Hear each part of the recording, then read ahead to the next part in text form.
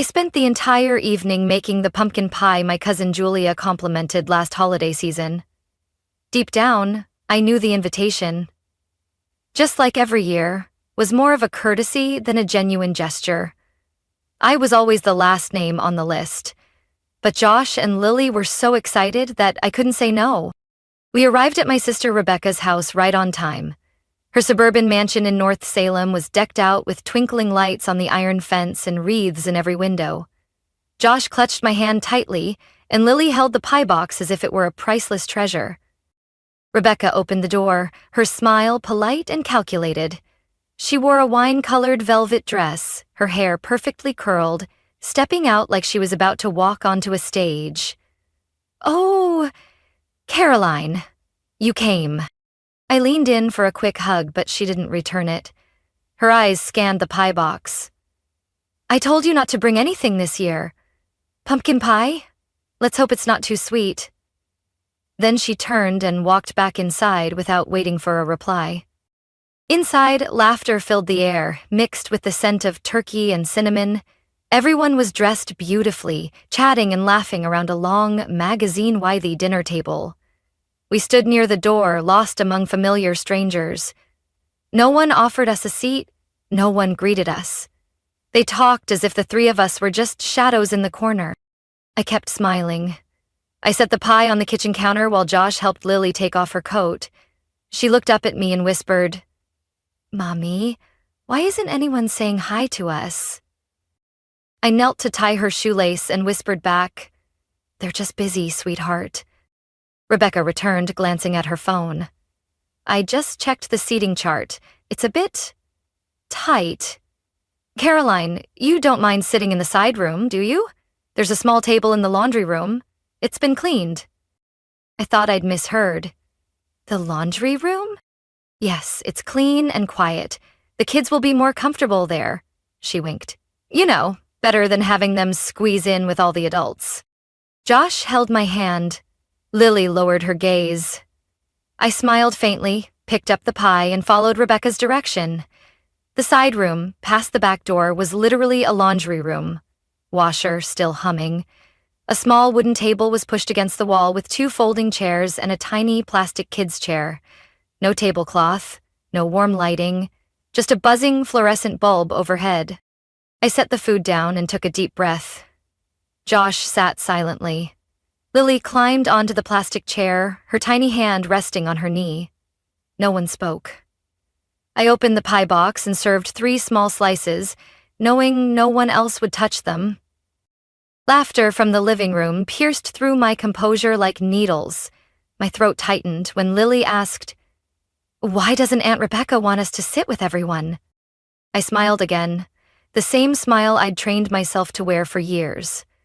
"It's not that they don't want us there, they just don't understand, honey." Josh stared at me. "Maybe next year we shouldn't come, Mom?" I didn't answer right away. I looked at my kids, one still trying to understand why we were left out, the other pretending not to understand anymore. And at that moment, under the cold white light and the hum of the washing machine, I knew. Today wasn't a holiday. Today was a lesson, and I had learned it.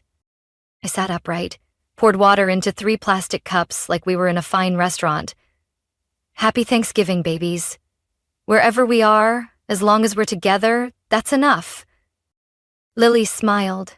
Josh raised his cup, his eyes no longer sad, and I thought to myself, one day, I'll show them. Not with anger, but with my worth.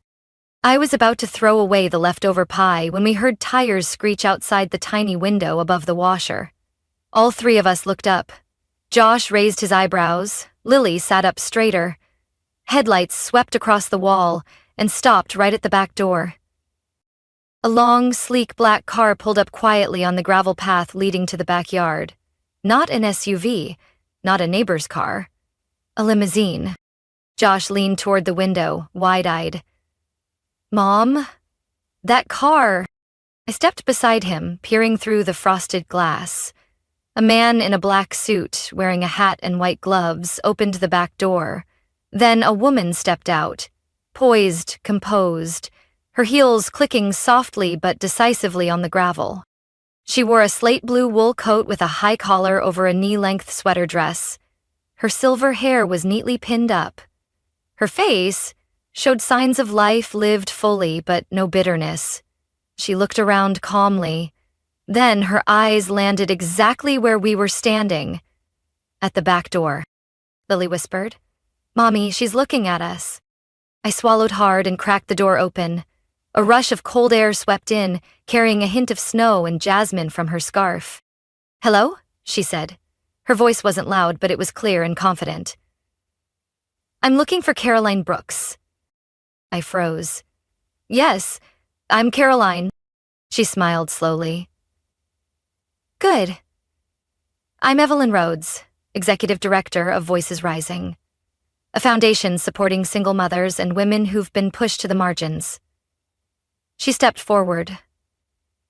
"I'm here because of a post you wrote last year on a community forum about rebuilding your life after living in a shelter." My heart skipped a beat. That post. I typed it on my phone one late night after work, while Josh had a fever and Lily was asleep on the couch. I didn't write it for attention, just to let something out. I never thought anyone would read it. Evelyn continued, "Your post spread through our network. We've been searching for you for 6 months. When your name appeared on an old volunteer registry, I decided to come myself." She glanced around at the laundry room setting. "I didn't expect to find you here." I blushed. "I didn't expect to be found in a laundry room." Josh gently squeezed my hand. Lily still clutched her dress. Evelyn smiled. "I'm here to invite you to be a featured speaker for Voices Rising's upcoming Inspiration series. We'd like you to be our keynote speaker at the spring conference, to share your story from the beginning. No filters, no embellishment. You'll be compensated fairly. We also want to publish your story as a book, with full editorial control in your hands." I stood frozen, unsure what to say. Part of me didn't believe it.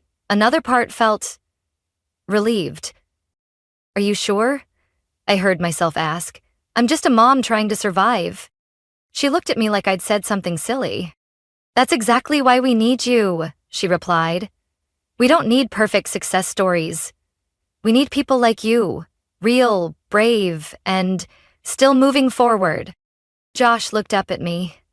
"You'll do it, right, Mom?" I looked at him, then at Lily, then back at Evelyn. "Yes," I said. "I will." Evelyn nodded. "The car is waiting. If you're ready, we can talk more over dinner." I glanced back at the folding table and the half-eaten pie. "Let me grab my coat." "No need," she smiled. "We'll take care of you from here." I held my children's hands as we stepped out of that suffocating room. The cold wind bit at my cheeks, but my heart felt strangely warm. And when the car door shut behind us, I knew. The world had just shifted. Not because I fought for a place, but because, finally, my worth had been seen. On the way to the restaurant Evelyn had reserved, I was still in disbelief. Josh sat beside me, clutching the pumpkin pie like it was treasure, while Lily leaned against me, her wide eyes fixed on the softly lit ceiling above. Outside the window, Rebecca's neighborhood faded behind us like a memory being quietly erased. Evelyn smiled at us through the small divider window between us and the driver. "I know this might all feel sudden, but I've wanted to meet you for a long time, Caroline." I turned toward her. "You said you found me because of a post?" "Not just one," Evelyn nodded, her voice low and warm. "A whole series of short posts you shared over about 6 months after leaving your ex-husband. You wrote about your night shifts at the restaurant, about having only $3 left for gas, about turning a packet of instant noodles into a living room party with your kids." I read every word, and I cried. My cheeks flushed, not from shame but from overwhelm. I had written those words in silence, late at night when the world slept and I sat on a wooden kitchen chair trying not to wake the kids. I never thought anyone would read them, let alone someone like Evelyn Rhodes. I still remember one line, she continued. I don't want my kids to think they have to toughen up to survive. I want them to know they deserve to live, to breathe, and to dream. Evelyn looked at me for a long time. I've never read anything so honest. I clenched my hands gently, trying to steady my voice. I just wrote so I wouldn't fall apart. And that's what made it powerful, she said. Voices Rising is hosting our spring summit soon, bringing together activists, writers, educators, and single mothers from across the country. We need someone to open it, not with credentials, but with heart and lived truth. I want that person to be you. I looked at Josh and Lily. Josh sat still, staring out the window, but his hand rested lightly on his sister's shoulder. Lily remained tucked close to me, nodding softly as if sensing a shift in our lives. But I've never spoken in front of a crowd, I said quietly.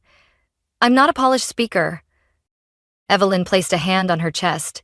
Caroline, what moves people isn't polish, it's truth, and your truth is what they need to hear. I stayed quiet the rest of the ride. When the car pulled up, the driver opened the door and I stepped out with my children. The restaurant sat tucked into a quiet corner of the city, understated, refined, with warm yellow lights and the smell of fresh bread in the air. We were led to a private room. On the table was a customized menu for the evening and a thin folder placed in front of me. Evelyn gestured toward it. A preliminary contract. If you agree, we'll cover everything. Travel, lodging, childcare, whatever helps you focus on telling your story. I opened the folder and skimmed the neatly typed, respectful text.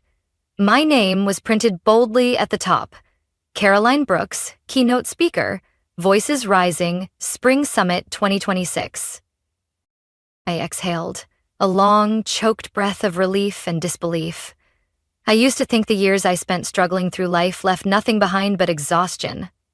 But it turns out, the late nights writing blog posts on my old phone, the short journal entries I thought were forgotten, had become the bridge leading me into the light. Evelyn raised her glass of water and looked at me like she saw a version of me I hadn't dared to believe in.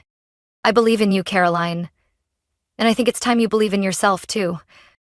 I never imagined a night that began in a laundry room could end in an elegant restaurant beside a woman who had read every word I'd written in my weakest moments. Evelyn didn't just speak kindly. She treated me as someone who mattered, not someone who was barely included. When she pushed the contract toward me, I hesitated. The bolded words on the first page made me pause. Caroline Brooks, author and keynote speaker, Voices Rising, 2026. I read it again, slower this time, afraid it would disappear if I blinked. Is this real? I whispered. Evelyn nodded, still smiling patiently. Very real, Caroline. You're not imagining it. She went over the terms. Her organization would cover everything for me and the kids throughout the conference. Airfare, hotel, meals, and on-site childcare. A team of professional editors would help shape my speech and manuscript. They didn't want to change my voice, she emphasized. They just wanted to help me tell the story in its fullest form. I looked down and realized I had been gripping the cloth napkin.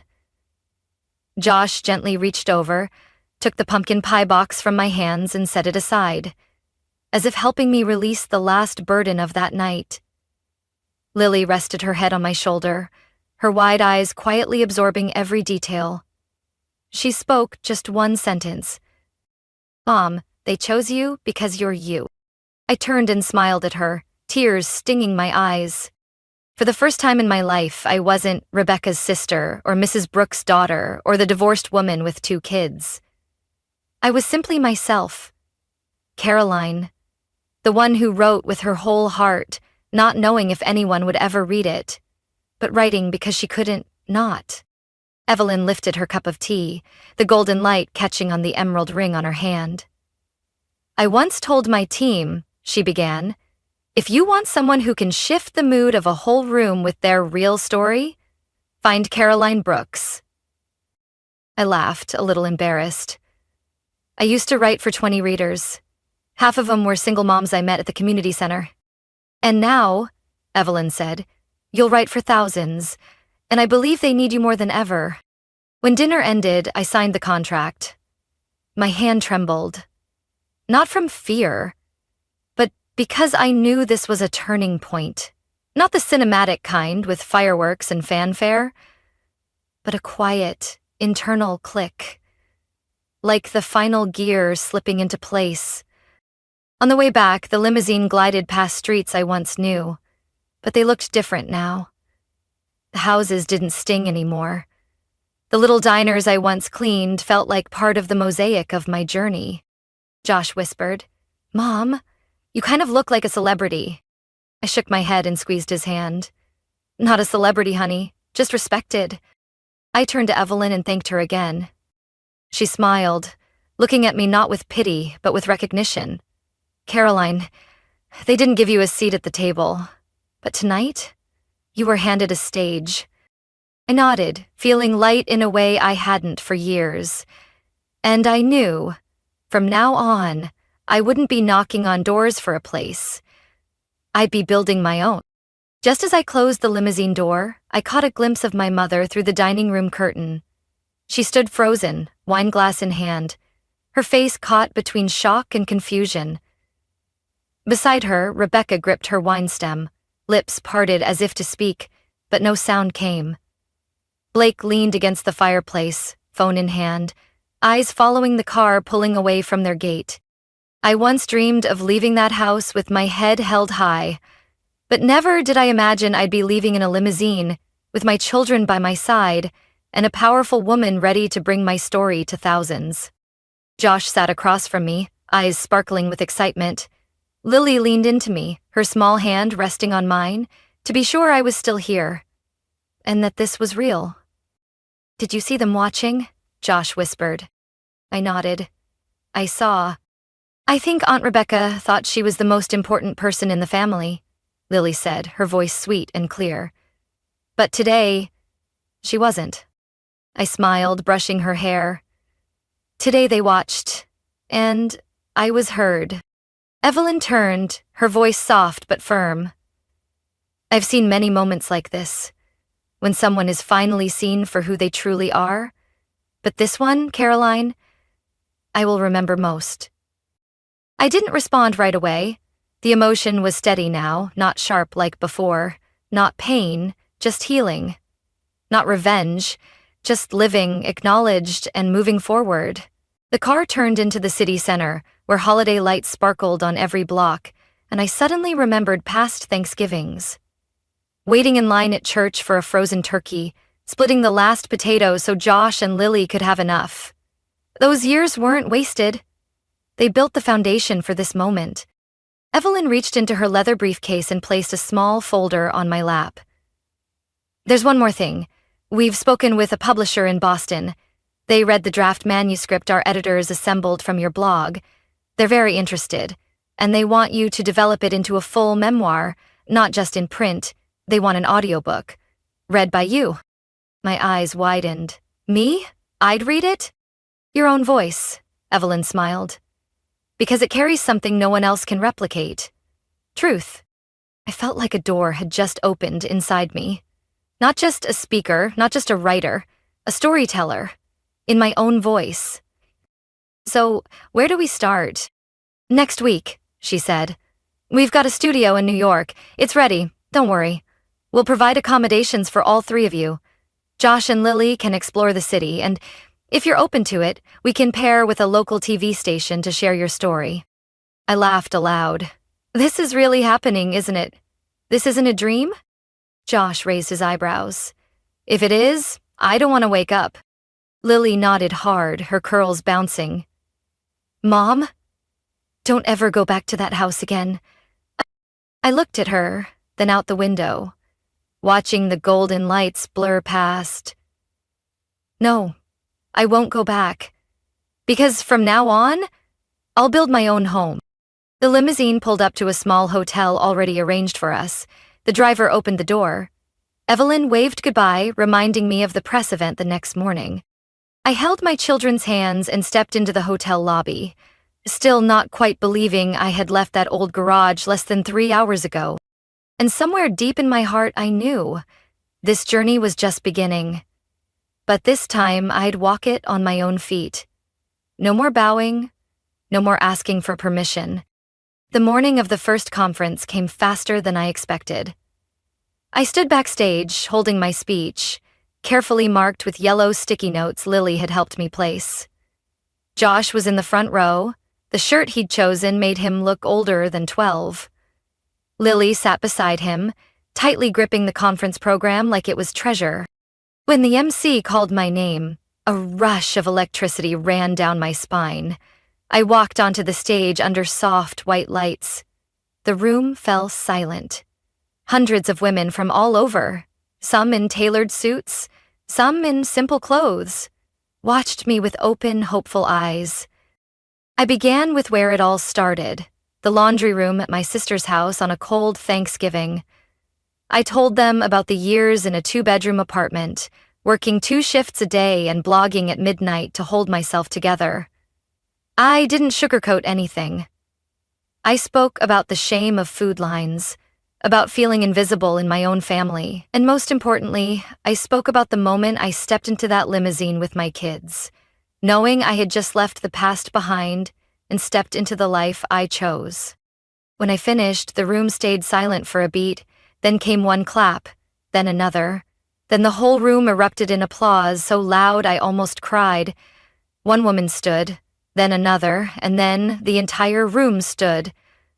I couldn't believe it. This wasn't a dream. After my speech, I spent 2 hours meeting attendees.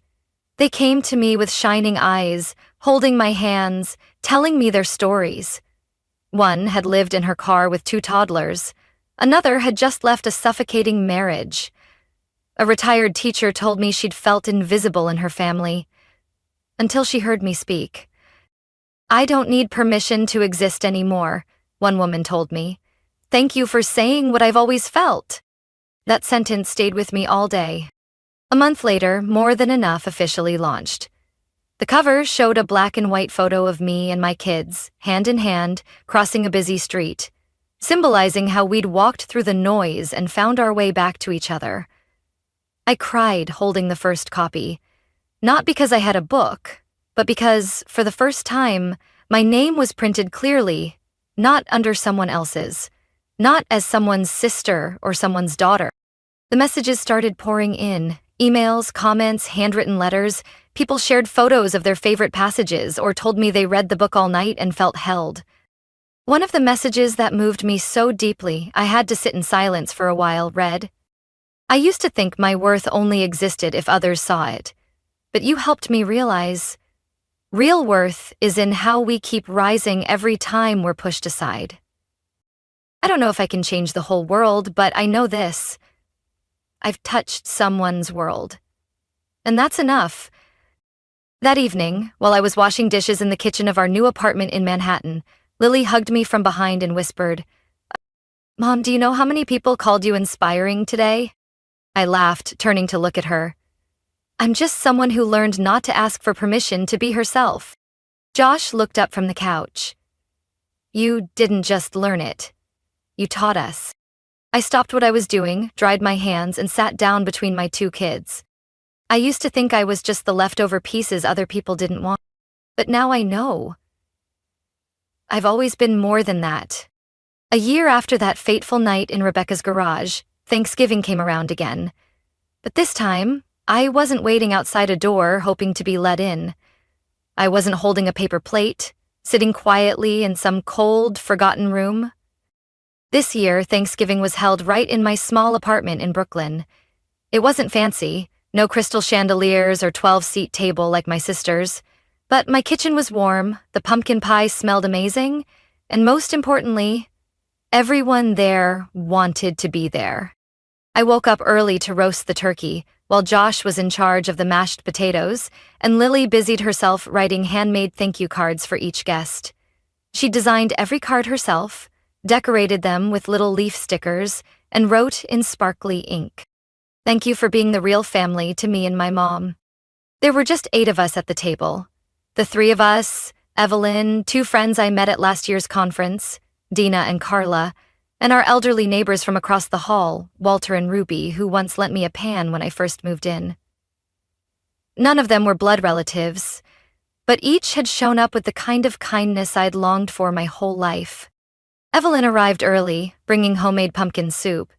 She entered the way she always did, confident, calm, and with a quiet grace that made everyone feel valued without needing to say a word. "This is the first year I didn't attend the office party," she said as she placed the pot on the table. "I think this is where I really wanted to be." I smiled, tying an apron around her waist. "Well, then today, you're not the director, you're my sous chef." "Sous chef?"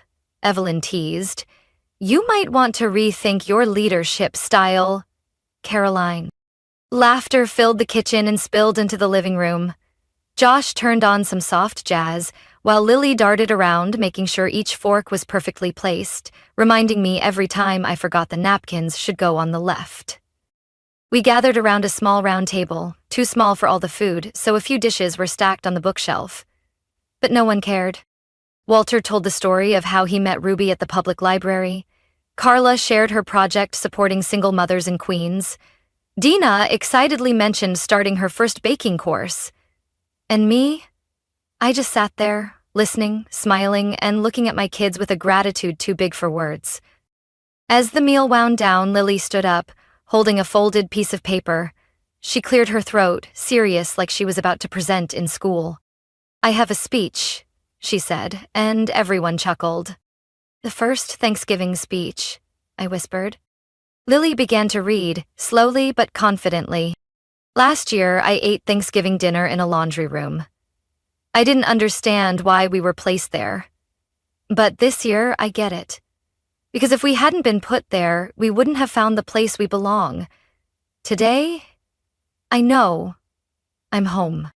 I covered my mouth, tears slipping out before I noticed. Evelyn gently placed her hand over mine and gave it a soft squeeze. Josh stood up after his sister, quietly adding, "Mom, we're proud of you. Thank you for never stopping." I stood too, raising my glass of apple cider, my voice trembling. I used to think family was something unchangeable, those who gave birth to us, raised us. But now I understand. Family is the people who choose to love you, freely, every day. And today I'm surrounded by the family I built with my own heart. We clinked glasses. Not in unison, not perfectly, but with sincerity. After dinner, Lily pulled out an old board game and Josh replayed the video of my conference speech. I didn't stop him. I'm not afraid of hearing myself anymore. The voice in that video belonged to a woman who once felt invisible, but who now knew she didn't need permission to matter. That night, after everyone left, I sat in the kitchen holding a warm mug of tea, candles flickering low. A new message came in from my mother, just like every year. Cold, short. "Hope you're doing okay. Happy Thanksgiving." I didn't respond right away. I looked around our little apartment. Crumbs on the table, Lily's card still in the center, and laughter still echoing softly in my heart. I smiled. I was okay. More than okay. Because I had found a family that didn't need to share my blood to be part of my soul. A week after Thanksgiving, I received an invitation from the National Women's Conference. They wanted me back as a guest of honor for the closing session, but this time not just to speak. They wanted me to join a roundtable with women who had heard my speech the year before and made powerful changes in their lives. I said yes without hesitation, because I knew my presence wasn't about proving anything anymore. It was about listening, sharing, and reaffirming one truth. Sometimes being pushed aside isn't the end. It's the beginning of something far more meaningful. This year's conference was held at a newly opened art center in Chicago. When I walked into the auditorium, I felt no fear or doubt. I wore a soft gray suit designed by Carla, my dearest friend from last year's summit. Pinned to my jacket was a small wooden table brooch, the symbol of the new project Evelyn and I had launched. Build Your Own Table, helping women build careers and confidence from the ground up. I sat among 6 women, each one a living story. One had been shut out by her family, Another had overcome abuse, unemployment, or loss. But all of them had one thing in common. They heard my story a year ago and asked themselves, if she did it, why not me? The first to speak was Marcy, a retired teacher. She said that after watching my video, she applied to volunteer at a skills center for single mothers. I used to think I had nothing left to offer, she said. But then I realized worth isn't in titles. It's in making someone feel seen. Next was Shonda, a mother of 3 who had once been homeless. Now she ran a small bakery near her kids' school. I watched the part where Caroline said, "We don't need to ask for seats. Build your own table." And I started saving pennies and digging up my grandma's old recipes to carve out my own place. I listened to each voice, my heart filled with something raw and real, faith, effort, and dignity rediscovered. When it was my turn, I didn't use my prepared notes. I stood, took a deep breath, and looked into the faces waiting for me. I used to be the one behind a closed door. I thought I had to be softer, smarter, less troublesome to earn a place at someone else's table. But the truth is, sometimes people don't reject you because you're lacking. They reject you because they don't know how to value you. And that says nothing about your worth. It only means it's time to build your own table. I saw Evelyn's eyes glisten from the audience. Josh sat in the 3rd row, taller than I remembered. Lily waved with tight lips, trying not to cry. I once sat in a garage and thought I was an extra piece. But that garage wasn't the end. It was the start. That was the place where I stopped asking to be seen and started choosing to believe I already mattered. The room was silent, not out of disinterest, but because they were with me, fully. These women weren't just an audience. They were proof of what I'd learned. When you stop waiting for an invitation, the world begins to open in ways you never imagined. The event ended with hugs, exchanged cards, and promises to keep building more tables together. That night, back in my hotel room, I opened my laptop and typed the first line of my 2nd book. Not everyone needs a seat. Some of us are meant to have a stage. I looked up and saw myself in the mirror. Not the woman pushed into the laundry room, but the woman at the center, with a voice, a heart, and a life that no longer needs permission to begin. Caroline's journey is living proof that sometimes being pushed to the margins is exactly how we find our true worth. From a single mom cast aside by her own family, she rose to tell her story in her own voice and inspired thousands. Caroline no longer lives to be accepted, she lives to be herself. And in doing so, she found success, healing, and a chosen family built on genuine love. What do you think of Caroline's journey? Have you ever experienced a moment like hers? Share your thoughts in the comments below, and don't forget to follow the channel for more powerful stories about life and family.